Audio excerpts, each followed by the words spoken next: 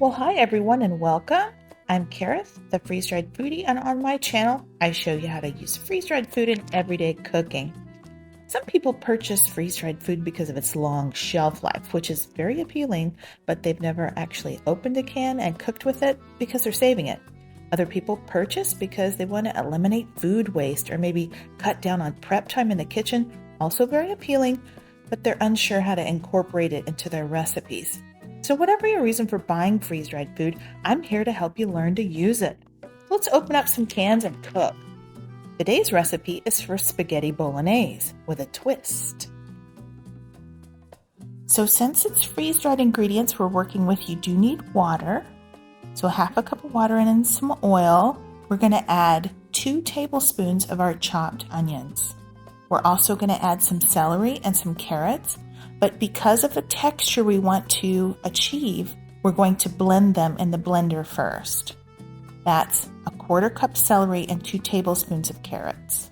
And I've got that set on a medium heat. Our garlic is amazing. Add a tablespoon of garlic. I added a little extra oil, and you're basically going to saute those. Once you get some color on them, then it's time for the red wine. I used a sweet red wine. This is optional. You could just skip this. But I think the flavor that comes from the wine is amazing. The alcohol will cook off, and then you're just going to be left with some really great flavor. So to that, add a couple of cups of water. Give that a good stir.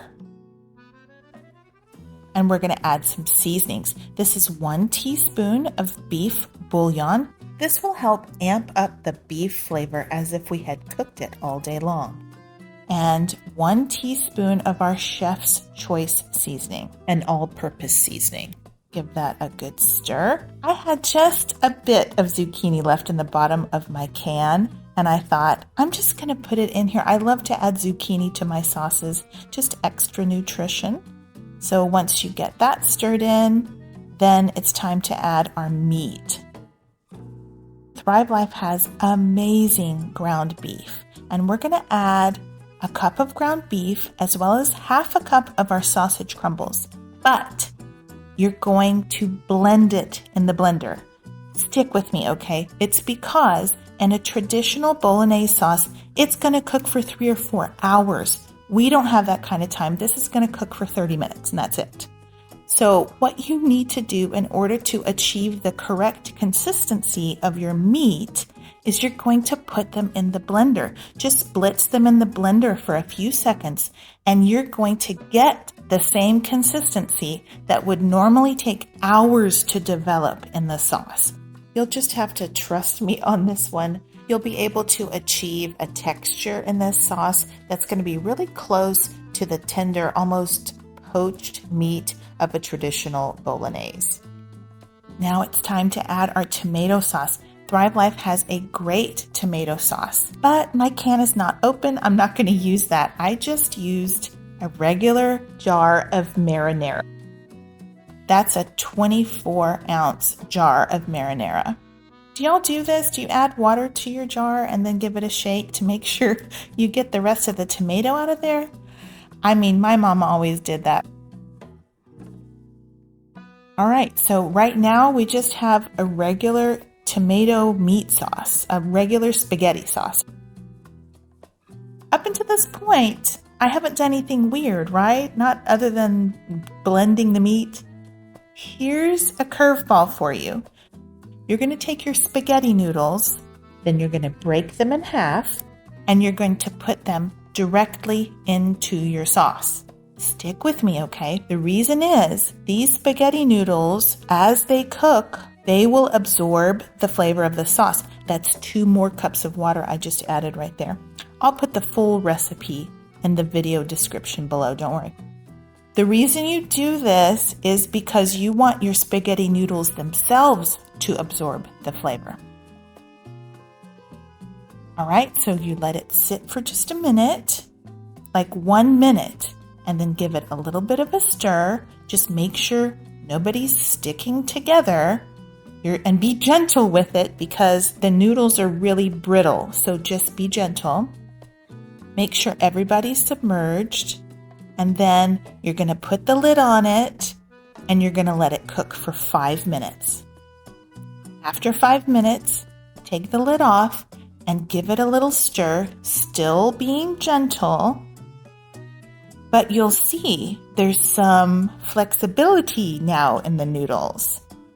They are starting to cook in that sauce. They're starting to take on the flavor of the meat sauce. So just give it a really good stir, a gentle but good stir, and then make sure they're submerged once again in the sauce. And then put the lid back on, give it another 5 minutes of cook time with the lid on. Now you're going to take off the lid, and this is medium heat, by the way, and you're going to give it a stir, and you'll notice quite a bit of change. So the noodles are a lot more flexible, everything's getting a lot thicker, and the sauce is really starting to come together. Now, if you had cooked these noodles in boiling water, they would cook a lot faster. This sauce is more viscous, so it takes longer, but the payoff is totally worth it, okay? So you're going to let it cook for 10 more minutes with the lid off.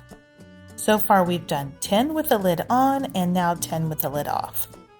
This is what happens after 10 additional minutes of cooking with the lid off. The extra water has evaporated.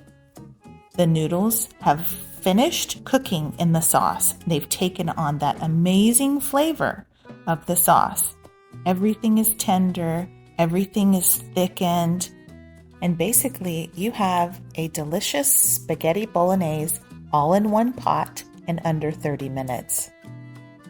Make sure you give your noodles a taste. Make sure they're tender. If they're not, just add some more water and cook a little longer. Now it's time for the Parmesan. Thrive Life has Parmesan cheese. And you know me, I would put that in the blender if I was going to use it. But I had Parmesan in my fridge that I needed to use up. So I'm going to go ahead and use the Parmesan that I already have. And I think I added about 1/4 cup. And you'll give it a really good stir and make sure everything is incorporated. The recipe actually calls for 2 tablespoons of cream or milk, but I forgot it. You're supposed to add that. I'll include it in the recipe notes below. But this is what you have at the end. Isn't it beautiful? Just look how thick that is. Y'all are not going to believe the difference in the taste and the texture if you go ahead and follow the recipe the way I've written it. I think you'll be super pleased. It's rich and luxurious and creamy and absolutely wonderful.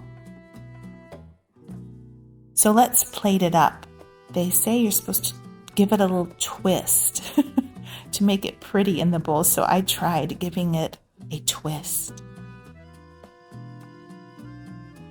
Y'all, this turned out so good. Even though I forgot an ingredient, it was amazing. I'm never going to go back to the old way of making spaghetti. I hope you guys will give this a try. Let me know what you think in the comments. I appreciate y'all watching. You have a blessed day, and as always, keep thriving.